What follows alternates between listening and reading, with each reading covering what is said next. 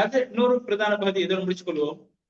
ரமதான்ல இதெல்லாம் தாண்டி ரமதான் எதிர்பார்க்கிற அற்புதமான ஒரு வணக்கம். இந்த வணக்கம், இந்த அமல் செயற்பாடு மனிதன் வர்ணிக்கிற வரைக்கும் இருக்கும். என்னன்னு கேட்டா ஹிஃப்துல் லிசான், மனிதன் நாவை பாதுகாக்கணும். நாவை பாதுகாக்கணும். அல்லாஹ் தஆலாவுடைய தூதர் சொல்றாங்க, மல்லம் யதஅ கௌல ஸூரி வல் அமல பிஹி ஃபலைஸ லில்லாஹி ஹாஜத்துன் அன் யதஅ தஆமஹு வ ஷராபஹு. என்னது? ஒரு மனிதன் நோன்பு நோக்கிறார்.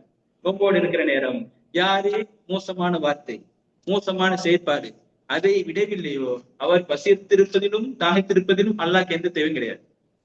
நோன்பு நோட்டு இருக்கிறாரு, அரசியல் தான் பேசுறாரு. அரசியல் பேசக்கூடாதுன்றதுக்காக இல்ல, அரசியல் தெரிஞ்சு கொள்ளணும், உலக விஷயங்கள் தெரிஞ்சு கொள்ளணும், அதையே வேலையாக வைத்துக் கொண்டே தெரியுது. இது கூடுமா?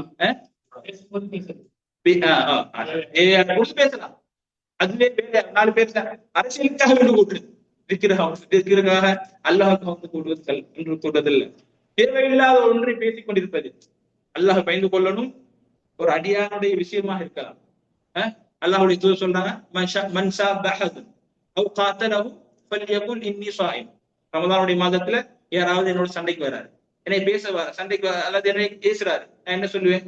திருப்பி பேசுறது இல்ல, நான் நோம்பாளியாக இருக்கிறேன், இன்னி ஸாயிம் என்று சொல்லணும். இது பக்குவம். என்னது? ரமதான்ல நீங்க சண்டைக்கு வர நேரம் ஒதுங்குவீங்க. இதே சந்தர்ப்பம் ரமதான் ஷவ்வால்ல சண்டை போறது இல்ல, அதே மாதிரி ஒதுங்கணும். நான் இன்னைக்கு நோம்பாளி இல்ல, ஆனாலும் என்ன செய்யறேன்? ஒதுங்கி போறேன். நீங்க சண்டையை விட்டு உங்களோட சண்டை பிடிக்க நான் வரல. கண்ணியத்துக்குரியவர்களே, ஒரு மனிதருக்கு விட்டு கொடுக்கறதில்ல. இப்ப எனக்கு ஒருத்தர் பேசுறாரு, ஒதுங்கி போறதுல வல்லாஹ் ஒன்றும் குறையதில்லை. அல்லாஹ் தஆலா அதன் மூலமாக கண்ணியத்தை வைத்திருக்கிறான். அல்லாஹ் தஆலா அதன் மூலமா